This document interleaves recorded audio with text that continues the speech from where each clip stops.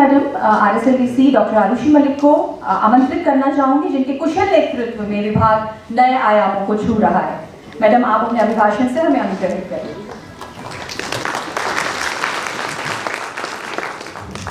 मंच पर आसीन आदरणीय श्री सुखराम बिश्नोई जी, माननीय राज्य मंत्री श्रम विभाग, माननीय मंत्री महोदय श्री अशोक चांदना जी, जो विभाग का बहुत कुशलतापूर्वक नेतृत्व कर रहे हैं।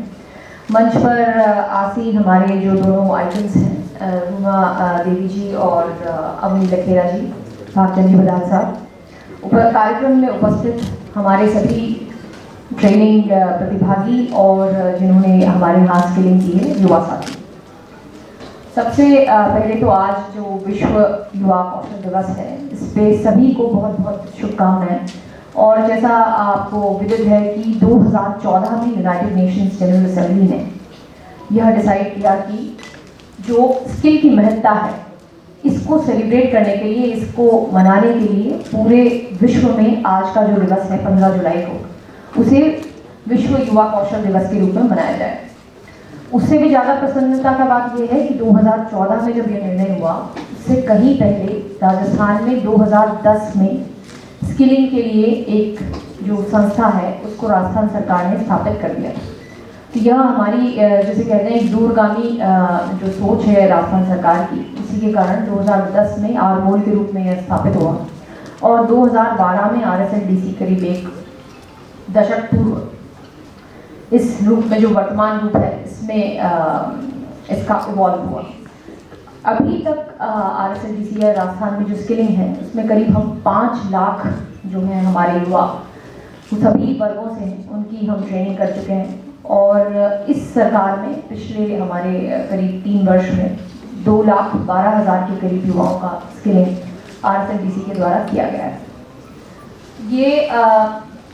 चूँकि आप सब जानते हैं कि जॉब रोल्स का आइडेंटिफिकेशन और जो भी हम जिस सेक्टर में स्किल करना चाहते हैं, वो एक इवॉल्विंग, एक एवर इवॉल्विंग एक ऐसा एरिना है जो जिसमें सतत चेंज भी होते हैं और बहुत जल्दी जो डिमांड है कौशल युवाओं की, वह बदलती रहती है। इसी को ध्यान में रखते हुए आज जो है वो MOUs किए जाएंगे, जिसमें एक MOU हमारा सूर्य सारथी, एक हमारे माननीय मंत्री महोदय का एक कंसेप्ट था, क्योंकि राजस्थान सौर ऊर्जा में पायनियर है पूरे देश में और पूरे अंतर्राष्ट्रीय पटल पर भी अपना स्थान रखता है सौर ऊर्जा के लिए। करीब हमारे 41 सोलर पार्क्स हैं जो जिसमें बड़ी सोलर यूनिट्स हैं, और उनमें जो स्किल्ड लेबर आती है, चाहे वह जैसलमेर, बाड़मेर, जोधपुर का इलाका है, वहाँ पे वो लेबर अन्य राज्यों से आती है जो बहुत जल्दी दूर की होने की वजह से चली भी जाती है। तो हमारा यह प्रयास है कि RTD जो मॉडल है, जिसमें इंडस्ट्रियलिस्ट, चूँकि FICCI और CII के भी प्रतिनिधि यहाँ बैठे हैं, तो इंडस्ट्रियलिस्ट चाहें तो अपने ही सेंटर पे ट्रेनिंग करवाएं, अपने ही जो उनके आइडेंटिफाइड ट्रेनर्स हैं जो अच्छा काम कर रहे हैं उनकी यूनिट में, उनसे वो ट्रेनिंग करवा सकते हैं। कोर्स की ड्यूरेशन और कोर्स में भी फ्लेक्सिबिलिटी हम इंडस्ट्रियलिस्ट को देंगे जो इस यूनिट को चला रहे हैं, और बाद में करीब 70% व्यक्तियों को वो अपने ही इंस्टीट्यूट में डिप्लॉय करें। तो ये एक RTD मॉडल है जिसको हम ऑलरेडी फ्लोट कर चुके हैं और इस माह से ये फ्लोटेड है। इसको हमने काफ़ी खुला रखते हुए अगले वर्ष 31 मार्च तक का समय दिया है। कोई भी इंडस्ट्री अगर इस विषय में अपने को आना चाहती है, वर्तमान में 100 करोड़ की उनकी टर्नओवर रखा गया है, जिसको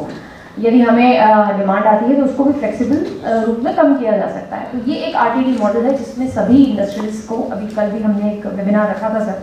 उसमें हमने इनसे आग्रह किया था कि आप लोग हमें ज्वाइन करें। दूसरा है अभी कोविड का जो काल था और वेंटिलेटर्स और जैसे कहते हैं कई सारी मशीनें आई, और बाद में स्थिति ये हुई कि हल्की सी भी खराबी होने पर उनको ठीक करने वाला कोई नहीं था और वो मशीनें कंडेम हो गई। तो ऐसी स्थिति में विप्रो जो GE है, हेल्थ केयर में बहुत सारे मेडिकल इक्विपमेंट्स बनाते हैं, उनके साथ भी आज MOU है, और वे भी करीब 1,500 हमारे ऐसे युवाओं को ट्रेन करेंगे। अभी इस सेक्टर में इतनी शॉर्टेज है कि यदि कोई ट्रेंड, अगर 3 महीने की ट्रेनिंग लिया हुआ कोई व्यक्ति मिलता है तो इमीडिएटली उस बच्चे को जॉब की गारंटी है। तो ऐसे हमने सेक्टर आइडेंटिफाई किए हैं। साथ ही भोर के भी कुछ प्रतिभागी हैं, और भोर एक हमारी ऐसी योजना है जिसमें जो भिक्षुक हैं उनको, कईयों को तो पुलिस ने मतलब उठाया, क्योंकि वो ओरिएंटेशन उनमें नहीं था, और आज वो इतना अच्छा कर रहे हैं कि उनको ट्रेनिंग दी गई और आज वो बहुत सम्मानजनक एक जीवन भी जी रहे हैं, और हम सब के लिए प्रेरणा के स्रोत हैं कि यदि उचित अवसर मिले तो व्यक्ति का जीवन परिवर्तित हो सकता है। साथ ही जल जीवन मिशन में करीब हम 40,000 युवाओं की, जल जीवन मिशन के जो प्लम्बर, फिटर्स इत्यादि हैं, उसमें हम ट्रेनिंग करवा चुके हैं और अभी भी करवा रहे हैं। साथ ही एक माननीय मुख्यमंत्री महोदय द्वारा भी विभाग के रिव्यू बैठक में जो डिसीजन था, और उसी के क्रम में एक एडवाइजरी काउंसिल में हम चाहेंगे कि जितने भी हमारे पार्टनर्स हैं, इंडस्ट्री के पार्टनर्स हैं, वे हम सबसे समय समय पर मिलते रहें, चाहे वह हर 3 महीने में मिलें या माननीय मंत्री महोदय के लेवल पर हर 6 महीने में एक मीटिंग हो सकती है, जिसमें हमारे leather council, textile council, James and jewellery, जिसका बहुत बड़ा मांग है जेम्स एंड ज्वेलरी के स्किल्ड लेबर की जयपुर में, इस तरह के सारे सेक्टर्स जो हैं,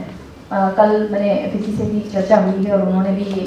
कहा है कि वे भी डिटेल लिस्ट बनाएंगे। इस तरह से एक एडवाइजरी कमेटी बना सकते हैं और इसको हम शीघ्र ही बनाएंगे ताकि हम सभी सेक्टर्स की इनपुट भी समय समय पर लेते रहें। साथ ही हम सबको विदित है कि भारत एक कृषि प्रधान देश है और बिना कृषि सेक्टर में कितनी अपस्किलिंग हो सकती है। 3 चीज़ों की आवश्यकता है, स्किलिंग, अपस्किलिंग और रीस्किलिंग। तो जो किसान है उसको हम कैसे उन्नत कृषि के रूप की तरफ जोड़ सकें, इसके लिए भी एक हमने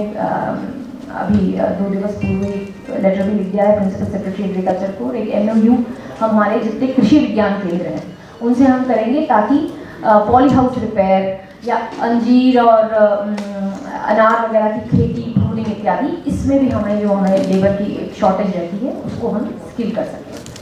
तो यह हम सबका जो राजस्थान सरकार है उनके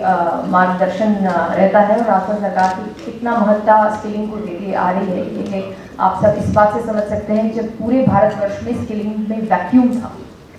तब भी 2010 में 2012 से RSLDC इसकी स्थापना की गई है और यह सरकार का एक बड़ा प्रायोरिटी फोकस एरिया है। मुझे पूरा विश्वास है कि माननीय मंत्री महोदय का जो कुशल नेतृत्व है, इसमें हम नई ऊंचाइयाँ जो है RSLDC प्राप्त करेगा। आप सब बड़ी संख्या में आए हैं, उसके लिए बहुत बहुत धन्यवाद। जय हिंद।